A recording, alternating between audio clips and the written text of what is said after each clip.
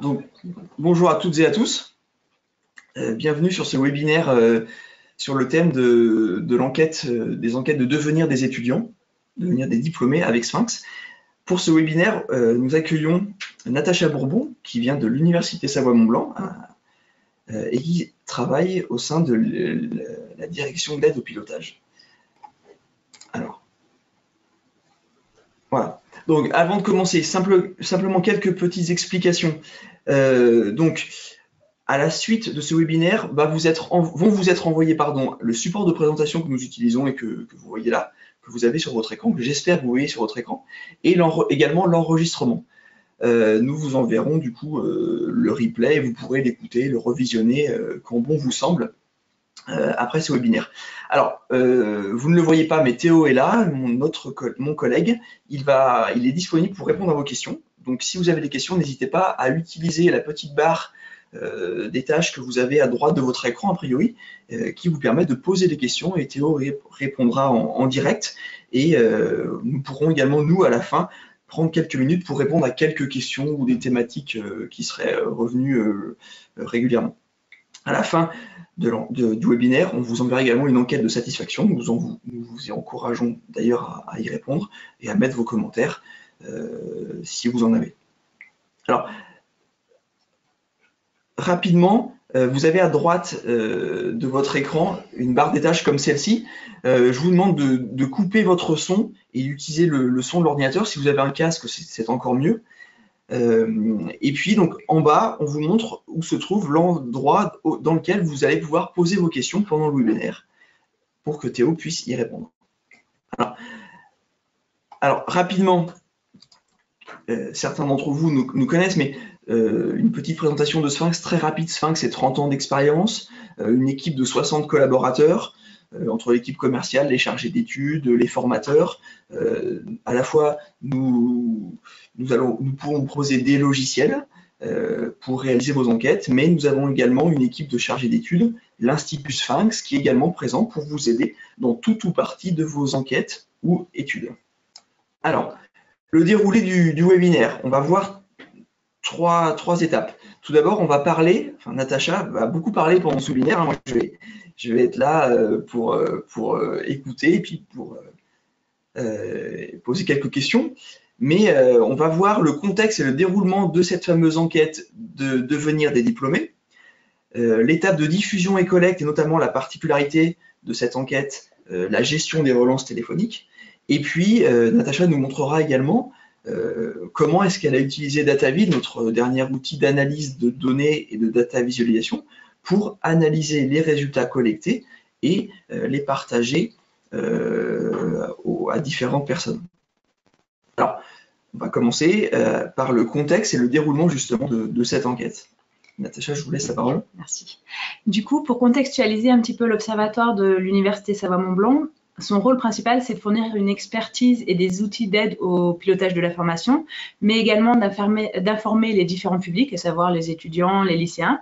On a plusieurs missions. Notre mission principale est le suivi du devenir des diplômés. Pour cela, on mène 2 enquêtes, une enquête à 6 mois et une enquête à 30 mois. Mais comme mission, on a également l'évaluation de la formation de la vie étudiante, l'évaluation fine des enseignements, le traitement des données issues d'Apogée, donc faire des statistiques sur les étudiants ou la formation, et tout un tas d'enquêtes diverses pour les directions, les services. Là, l'objet du webinaire, aujourd'hui, on s'intéresse uniquement à l'enquête à 30 mois. Pour contextualiser un petit peu cette enquête à 30 mois, vous donner un petit peu des repères. La première enquête que nous avons menée, c'est en 2010 sur la promotion des diplômés 2008. Du coup, on interroge tous les diplômés, à savoir les DUT, les licences pro, les masters et les ingénieurs. Pour vous donner un petit peu un ordre de grandeur, pour l'enquête 2019, donc, qui portait sur les diplômés 2016, on a interrogé 3226 personnes. Et sur ces 3226 personnes interrogées, on a obtenu un taux de réponse de 84%. Et alors, vu que vous nous parlez de chiffres, ça représente combien de rapports, par exemple, cette population, sur l'enquête 2019? Alors, en gros, on fait des rapports pour chaque responsable de formation. Donc, on compte, nous, à l'Université Savoie-Mont-Blanc, entre 120 et 130 parcours enseignement spécialité. Du coup, ça représente environ 150 rapports pour chaque enquête. D'accord. Le déroulement de l'enquête, donc du coup, comme je vous l'ai dit, on les interroge à 30 mois après l'obtention de leur diplôme sur leur situation au 1er décembre N+2. Sachant que ces enquêtes, il y a du travail en amont et en aval. Du coup, nous, à l'Université Savoie-Mont-Blanc, on commence à travailler à partir de novembre, où on conçoit le questionnaire, on fait tout ce qui est déclaration à la CNIL et constitution du fichier de données. On lance notre enquête par mail en décembre. Et en janvier, février, mars, on fait tout ce qui est relance par email et relance par téléphone. On recherche aussi sur les réseaux sociaux quand les adresses reviennent en erreur. Et en mars, on clôt l'enquête pour pouvoir, dès avril, passer à la phase de traitement et analyse de données et remonter à nos différents commanditaires les réponses souhaitées. D'accord, donc à peu près 3 mois et demi. L'enquête est en ligne pendant à peu près 3 mois et demi. C'est ça. Nous, on a pris comme outil Sphinx parce qu'en fait, l'avantage de ça, c'est que tout est dans un même outil. C'est-à-dire qu'on conçoit le questionnaire dans Sphinx, on collecte et on suit les réponses dans Sphinx et on crée et diffuse les résultats de tableau de bord. Pour nous, ça nous semblait important d'avoir tout au sein d'un même outil. Pour vous éviter éventuellement des imports, des exports, des pertes de données, de la recodification de données ou des choses comme ça. C'est exactement ça, la perte d'informations. On n'est pas à l'abri de se tromper quand on importe, quand on exporte. Du coup, là, nous, on est plus sûr d'avoir tout dans un même outil qui correspond vraiment à toutes ces phases et où on en est pleinement satisfait. Alors là, vous allez nous parler un petit peu plus en détail du fameux questionnaire auquel vont répondre les étudiants. Alors, notre questionnaire à 30 mois, il est structuré en plusieurs parties. On a d'abord une partie identité et cursus qui, là, n'apparaît pas en fait pour les répondants. C'est des données qu'on a, nous, dans nos systèmes d'information. Donc, du coup, on les importe dans le questionnaire, mais on ne demande pas aux diplômés son identité. C'est des choses qu'on connaît par ailleurs. On verra par la suite que c'est des informations dont vous allez vous servir pour faire les relances. Voilà, on garde un peu le mystère. Mais... en fait, ce qui se passe, c'est qu'au début de notre questionnaire, on a quelques questions pivots pour savoir un petit peu leur situation donc, au 1er décembre N+2, à savoir s'ils ont poursuivi des études, quelle est leur situation, est-ce qu'ils sont en emploi, en recherche d'emploi ou autre. Donc, du coup, en fonction de ces premières réponses, ils passent ou non par certains écrans. La structure globale de notre questionnaire, c'est sur d'abord la poursuite d'études, que ce soit à N+1, N+2 ou la poursuite d'études actuelle au moment où on l'interroge. Après, s'il est en emploi, on lui pose tout un tas de questions sur les caractéristiques de l'emploi. S'il est en recherche d'emploi, sur quelle est la nature de sa recherche et les raisons de sa recherche. Tous les diplômés, on leur pose des questions sur leur opinion sur la formation. En fait, ça fait 30 mois qu'ils sont sortis de l'université et du coup, pour nous, c'est important de savoir quel est leur retour sur la formation pour essayer d'améliorer et d'ajuster au mieux notre offre de formation. Et une dernière partie sur le lien qu'ils veulent entretenir avec l'USMB. Savoir s'ils veulent présenter leur expérience à des étudiants ou témoigner ou apparaître dans l'annuaire des anciens diplômés. Ça nous permet après d'avoir un vivier pour quand on a par exemple des manifestations. D'accord. Et quelle est la durée moyenne de passation de cette enquête? Un étudiant va en moyenne passer combien de temps devant son écran pour répondre à votre enquête? Alors, ça dépend parce que comme je vous l'ai indiqué au départ, on a des questions pivots. Et donc, du coup, en fonction de ces premières réponses, le questionnaire s'ajuste. Mais en moyenne, c'est 10 minutes, sachant que s'il n'y a que de la poursuite d'études, ça avoisinera plus les 5 minutes. Et il y en a certains, notamment sur l'opinion de la formation, qui vont mettre beaucoup d'informations, un lourd pavé. Et là, ce sera plus 15 minutes. Quand vous dites pivot, c'est des conditions d'affichage, des renvois. Des renvois, c'est ça. Pour parler plus un peu en langage Sphinx. C'est ça. D'accord. Voilà, donc maintenant on va s'intéresser justement à la diffusion et la collecte, notamment aux relances téléphoniques. Alors tout d'abord, vous allez me dire quel format vous avez choisi pour cette enquête. Alors, nous, cette enquête, d'abord, elle est traduite en français et en anglais. La première page, en fait, ils ont des petits drapeaux, soit anglais, soit français. Et du coup, de là se déroule soit l'enquête en anglais, soit en français. Elle est auto-administrée par Internet. On envoie un emailing et du coup, les répondants passent eux-mêmes leur questionnaire. Et on a 2 relances email pour chaque répondant, tant qu'ils n'ont pas répondu. Et en moyenne, on a un taux de réponse spontanée de 40%, sans qu'on les relance par téléphone. Comme je vous l'ai fait voir précédemment, donc sur le planning, à partir de janvier, on commence les relances par téléphone pour atteindre un taux de réponse compris entre 80 à 85% de réponse. D'accord. Du coup, 2 questions. Vous avez fait le choix de faire une enquête en ligne, une enquête web. Est-ce que vous avez fait le choix ou déjà fait le choix ou abandonné, pourquoi pas le papier, par exemple? Alors le papier, on ne le fait plus. On l'a fait il y a très très longtemps. Il y a plusieurs raisons à cela. D'abord, ça coûte relativement cher au niveau timbre, voilà. Un très très faible taux de retour, c'est-à-dire qu'on avait très peu de retour pour l'investissement. Et en plus, ça colle pas au développement durable qu'on souhaite mettre en place. Et dernière question, mais qui permet aussi d'introduire ce qu'on va voir par la suite. Quand vous dites relance par téléphone, est-ce que c'est pour relancer les gens en essayant de motiver l'étudiant en disant tu n'as pas répondu, ce serait bien de répondre à l'enquête que tu as reçue par mail, ou alors vous en profitez également pour lui administrer directement l'enquête quand vous avez la personne au téléphone? Alors là aussi, on a ajusté en fonction de ce qu'on pouvait voir un petit peu sur le terrain. Au départ, c'était, il y a de ça 3-4 ans, on appelait nos enquêtés pour les inciter à répondre. On leur renvoyait le lien du questionnaire, mais il s'est avéré qu'on les appelait 1 fois, 2 fois, 3 fois. Et il y avait un peu un sentiment de harcèlement. On a eu ce retour-là et on ne voulait pas du tout avoir que les diplômés aient cette vision de l'USMB. Du coup, maintenant, en fait, dès qu'on a quelqu'un au téléphone, on essaye vraiment de passer l'enquête par téléphone. Les vacataires ont vraiment ce mot d'ordre. Dès qu'on a quelqu'un au téléphone, voilà, vous en profitez pour savoir s'il est disponible. Et on le passe par téléphone. Et du coup, on a beaucoup moins ce sentiment de harcèlement. D'accord, parce que le but, c'est quand même de garder un bon lien, pour que l'étudiant puisse garder le lien le meilleur avec l'établissement dans lequel il était. C'est ça. Et vous, du coup, vous permet d'avoir un bon taux de retour. C'est ça. Alors justement, là, sur cette slide-là, est-ce que vous pouvez nous dire un petit peu plus sur justement les chiffres de cette relance, de cette enquête? Alors, pour contextualiser, pour donner un petit peu des ordres de grandeur, pour l'enquête 2019, on a appelé 1200 étudiants par téléphone.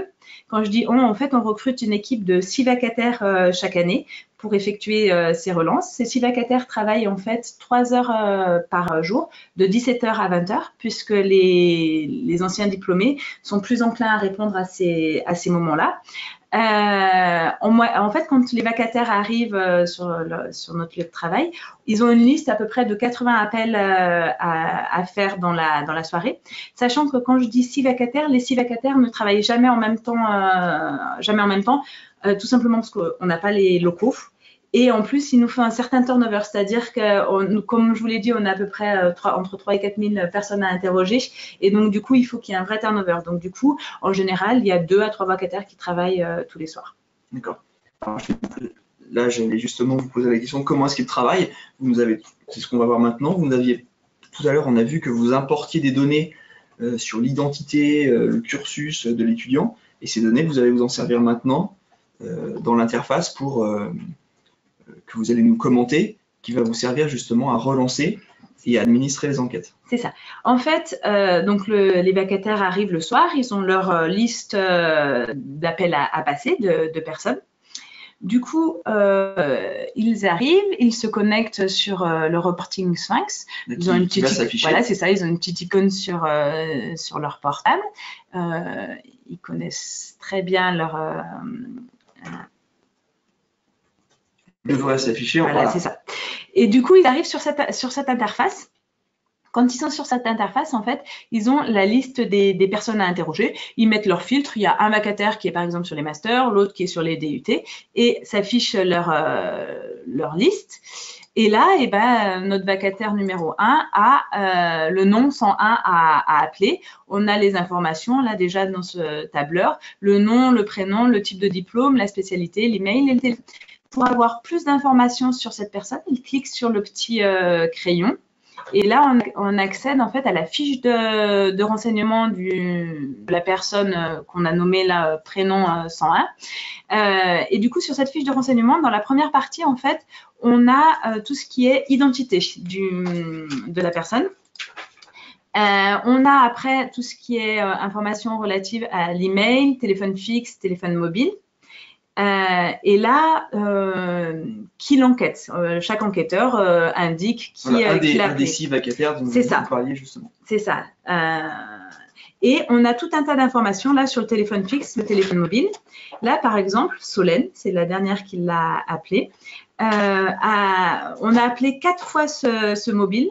La dernière fois qu'on l'a appelé, c'est le 7 mars 2019. On l'a eu une fois au téléphone. C'est le 8 janvier 2019. Toutes ces informations nous permettent en fait d'avoir vraiment un feedback, enfin de centraliser l'information. Et quand un vacataire arrive, il sait exactement ce qui s'est passé. D'ailleurs, on a remarques et commentaires pour savoir exactement, puisque c'est pas forcément le même vacataire qui va rappeler ce prénom 101. On a aussi un pavé là bleu sur les réseaux sociaux. On recherche les personnes, notamment sur LinkedIn, et on a les informations. Est-ce qu'on est en attente, accepté, non trouvé, refusé? Voilà. On a l'état du remplissage. Donc là, il n'a pas répondu au questionnaire.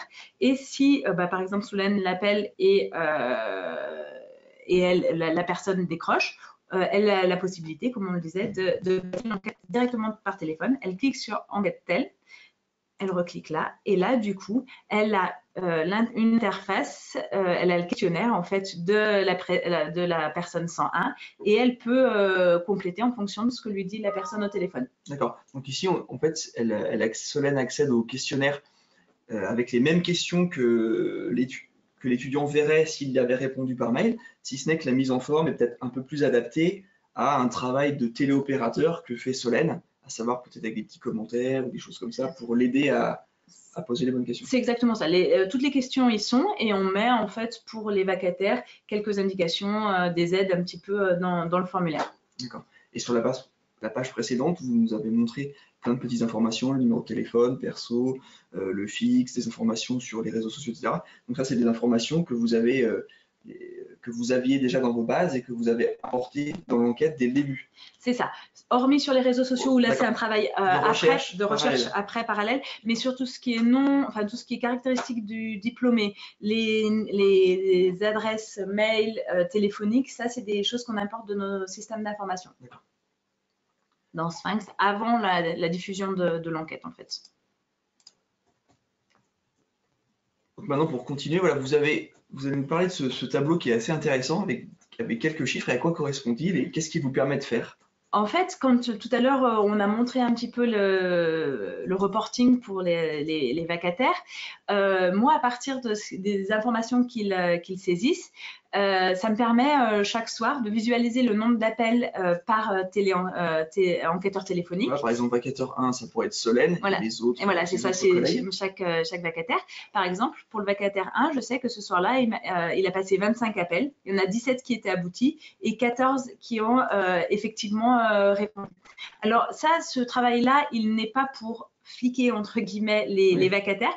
C'est un vrai travail en fait, c'est pour aider certains vacataires qui ont un peu moins de réponses et dire, tiens, regarde là, il a obtenu beaucoup de réponses. Écoute le discours. Du coup, ça permet en fait d'améliorer les discours, Et les vacataires sont plutôt, très réceptifs et demandeurs Donc ça va être l'objet de quelques petites réunions entre vous pour améliorer le travail Les discours. et du coup le taux de réponse. Voilà, l'objectif étant d'avoir un bon taux de réponse. Voilà, donc c'est pas que pour fliquer, c'est pas que de la simple curiosité, non. Mais c'est un outil de gestion d'amélioration. En fait, du discours des vacataires. Alors maintenant, on a vu la phase on a vu l'enquête, quelques particularités de l'enquête, la phase de collecte avec une enquête web, une enquête administrée par téléphone et relancée. Et maintenant, on va s'intéresser un petit peu à quelles analyses vous avez pu faire, qu'est-ce que vous voulez montrer, de quelle manière. Vous faisiez référence à l'outil DataViv, donc vous allez nous montrer des analyses qui ont été réalisées sur l'outil DataViv, donc notre outil d'analyse et de data visualisation. Donc là, je vous laisse la parole pour voir ce que vous voulez nous montrer parmi tout ce que vous pouvez faire après cette enquête. Alors, dans la communication et le partage des résultats, pour nous, il y a deux choses assez différentes. D'abord, le côté Internet qui est très grand public et intranet qui est là réservé au personnel de l'Université Savoie-Mont-Blanc. Pourquoi on a choisi DataViv, pourquoi ça correspondait en fait à nos besoins, c'est qu'en fait on pouvait avoir une présentation synthétique des résultats, une infographie dynamique et un rendu esthétique et fluide et clair. Du coup, on a là sur Internet, je ne vais pas forcément y aller, je pense qu'on n'a pas le temps, mais en fait c'est à disposition sur notre site Internet. On a des données très, très clair, assez peu de données pour pas noyer les visiteurs, qui ne sont pas forcément des spécialistes des enquêtes, mais on a quand même un certain nombre d'informations. Par contre, sur notre site intranet, on a des résultats plus détaillés pour aller vraiment en profondeur. Je vais vous faire voir ce qu'on met à disposition sur intranet. Les deux solutions sont vraiment créées à partir de DataViv. La seule différence, voilà, c'est encore une fois, des résultats accessibles par tous. Voilà. Vous pouvez y aller là, après le webinaire pour voir un peu les résultats. Et ce que vous nous montrez là, c'est uniquement en interne à vous, donc c'est forcément peut-être plus riche parce que ça correspond à des personnes qui sont plus amenées à analyser un peu plus en détail. Et puis qui sont plus au fait, c'est-à-dire que si on met toutes ces informations à disposition du grand public, on va les perdre. Donc du coup, c'est vrai qu'on a fait un vrai travail avec le service de la communication pour voir qu'est-ce qui était peut-être le plus opportun et essayer d'en mettre pas beaucoup, quoi. Du coup, quand on arrive sur notre intranet, on a une première page qui en fait une note synthétique de la dernière enquête, et on a aussi un accès par synthèse, sachant que là, on a les résultats des DUT, licence pro, master, ingénieur. Et ce qu'on a aussi, ce qui est intéressant, c'est qu'on a des filtres. Donc, on met à disposition les mêmes informations pour tout le monde. Et après, chacun filtre sur le type de diplôme qu'il souhaite voir, sa spécialité, dans quelle composante, voilà. Ce qu'on fait depuis quelques temps, c'est on historise en fait les données. C'est-à-dire là, on a bien enquêté les diplômés 2016. Mais pour avoir une vue un petit peu, pour voir comment ça se passe, on a regroupé toutes les enquêtes d'insertion. Et là, vous voyez, dans les filtres, on peut avoir, si on veut que la dernière année, ben on filtre sur l'année 2016. Du coup, comme ça, vous pouvez voir l'évolution d'une information en particulier tout au long de ces années. Voilà, c'est vraiment plus intéressant d'historiser, de voir un petit peu les évolutions.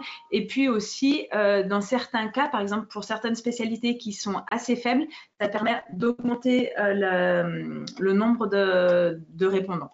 On voit là sur cette première page, on a les taux de réponse. Donc, comme je vous l'ai dit, on a toujours un taux de réponse supérieur à 80%. Ça, c'est pour l'ensemble des diplômés. Je passe assez vite. On a aussi une deuxième page sur la situation à 30 mois, une photographie à 30 mois. Et des... Pardon. Je coupe juste un petit peu. Désolé. On a des taux d'emploi, des taux d'insertion. Je ne m'attarde pas trop dessus parce que je crois qu'on n'a pas énormément de temps. On a aussi des caractéristiques. Là, je voulais vous montrer, je vais plus focaliser sur ces données-là. Des emplois, les emplois occupés à 30 mois. Donc, on a tout un tas d'informations. Par exemple, l'évolution du statut d'emploi, à savoir si c'est des emplois permanents, précaires, autres. L'évolution du salaire net mensuel. La localisation de l'emploi. On a une petite information, on a une information aussi sur la Suisse, puisqu'on est limitrophe avec la Suisse. Donc la Suisse, du coup, ça nous intéresse un petit peu de voir comment ça se passe. Est-ce que vous pouvez zoomer, par exemple, sur… Oui, alors en fait, pour nous, comme on est dans la région Auvergne-Rhône-Alpes, quand on clique sur la carte, en fait, on a un zoom spécifique sur la région Auvergne-Rhône-Alpes pour voir comment ça se répartit. Ça devrait s'afficher. Voilà, c'est ça, ça met un peu de temps, la connexion n'est pas forcément nécessairement bonne. Et donc, du coup, on a la répartition au sein de la région Auvergne-Rhône-Alpes, comment se répartissent nos diplômés, enfin l'emploi des diplômés. C'est essentiellement en Haute-Savoie.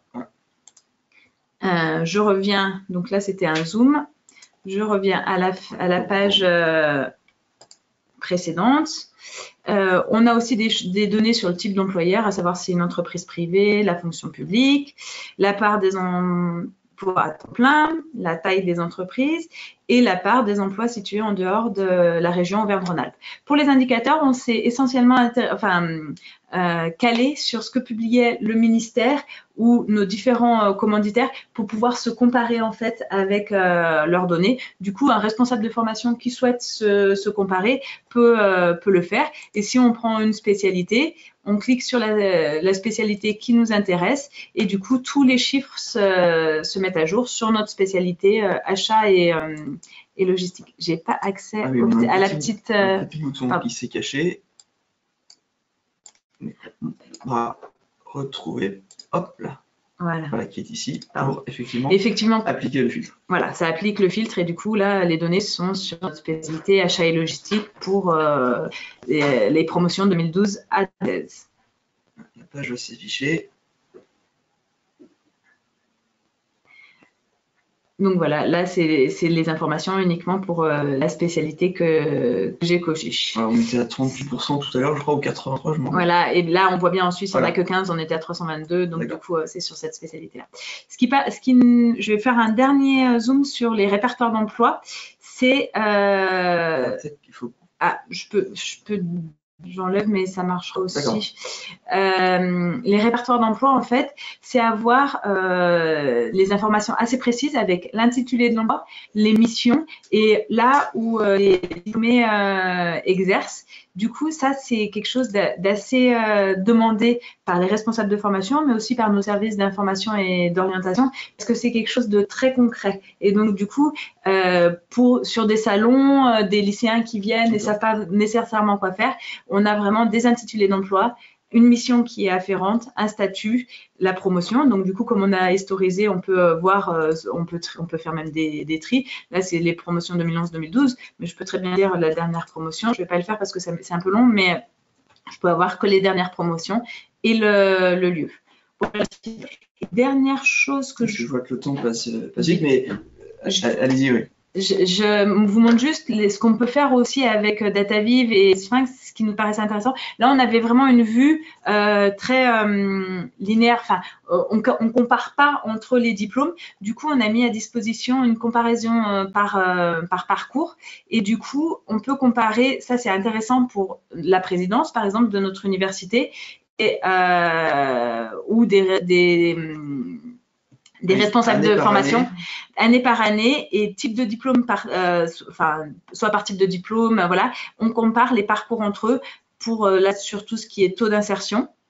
Et dans notre deuxième onglet, on peut avoir des indicateurs précis, à savoir les salaires, le taux d'insertion, l'adéquation formation-emploi. Et là, on a une vue vraiment qui permet de comparer.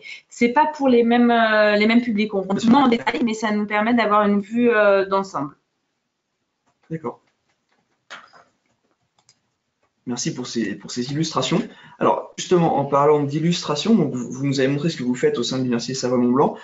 Là, c'est simplement pour vous montrer que d'autres établissements, d'autres utilisateurs Sphinx réalisent des analyses, des présentations un peu similaires, notamment l'Université d'Evry-Val-d'Essonne et l'Université Paris-Sud. Alors, je vous inviterai dans la présentation, vous aurez accès au lien justement pour aller voir un peu plus en détail justement quelles présentations ils ont choisi ou quelles analyses, quelles données statistiques ils choisissent de présenter pour illustrer les réponses à l'enquête d'insertion pour les diplômés des masters et licences pro, pour l'un ou pour l'autre.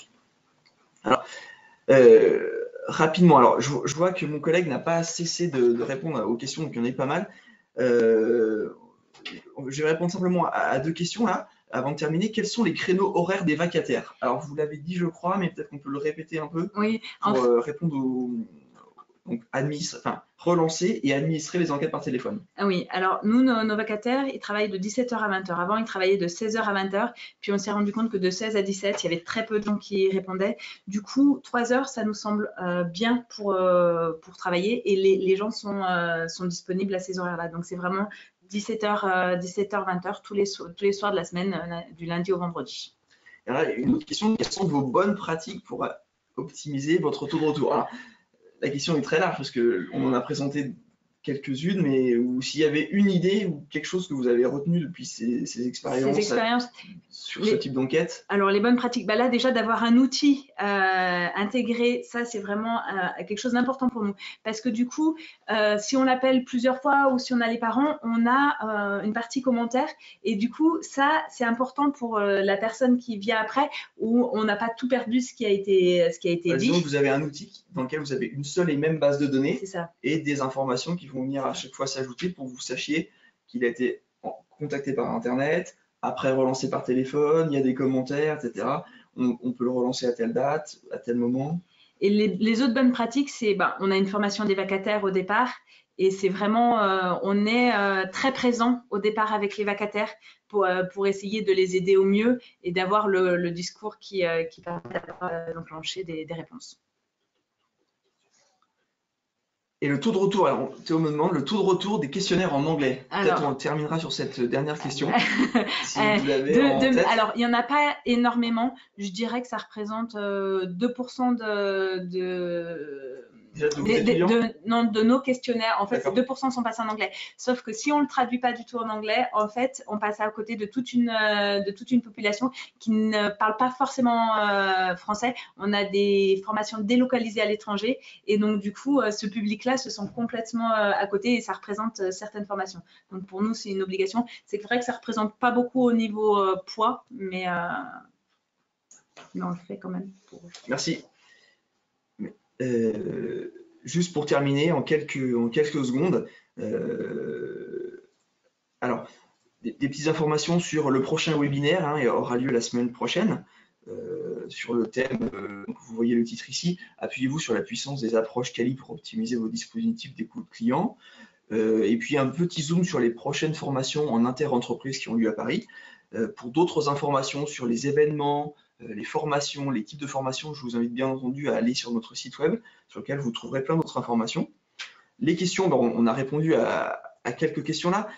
Les autres questions, si jamais il y avait des questions et Théo n'avait pas pu y répondre, on reviendra et on vous enverra une réponse personnalisée.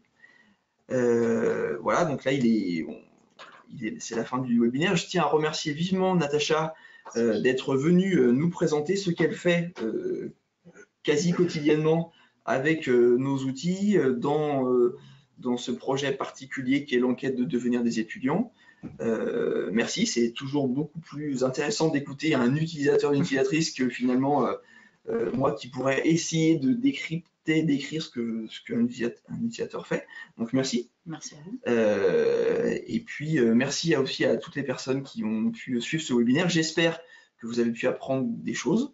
J'espère avoir été assez clair. J'espère vous revoir peut-être bientôt sur d'autres webinaires ou mes collègues.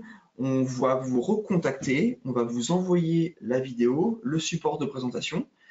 Et puis, voilà, moi, je reste à votre disposition, mes collègues également, pour répondre à vos autres questions sur ce type d'outils ou éventuellement d'autres outils Sphinx.